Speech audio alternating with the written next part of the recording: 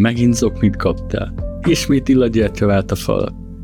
Tudunk egy olyan meglepetést, aminek biztosan örülni fogsz. A Rolling Stones egy szerencsés követője ugyanis egy Scania 770S nyerges vontatót nyerhet.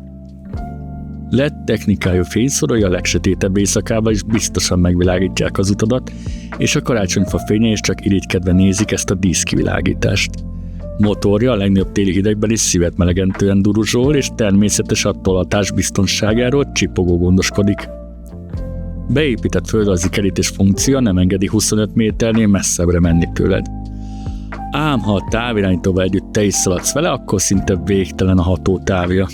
A Scania 770 lóerős V8-as motorjával felszerelt vontató korábbi tesztünkön is sok mosolyt csalt az arcunkra, az elképesztő teljesítményével nyomatékával, ugyanakkor takarékos fogyasztásával.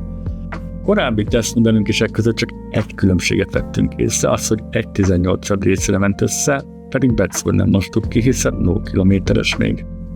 Nézd a dolog jó oldalát, így nem szükséges külön telephelyet bérelned, mert a szekrényben is elfér. Sőt, otthon is kaminozhatsz, nem kell drága útdíjat fizetned, ám amit újdonság, hogy biztos nem lesz piszkos a ruhád, ugyanis még a nyereg szerkezetet is távirányítással nyithatod. Mit kell tenned, hogy a 2026-os évben te dolgozhass ezzel a Scaniával? Írj egy maximum 4 mondatos motivációs levelet a Facebook oldalunkon a poszt alatt, és ugyanazt a YouTube csatornánkon a videó alá is másolt be. A jelentkezők között január 15-én kisorsoljuk ezt a Scania teherautót, a nyertes nevét pedig megosztjuk majd a poszt és a videó alatt. Kellemes karácsonyi ünnepeket kíván nektek a Rolling Stones csapata. Boldog új évet!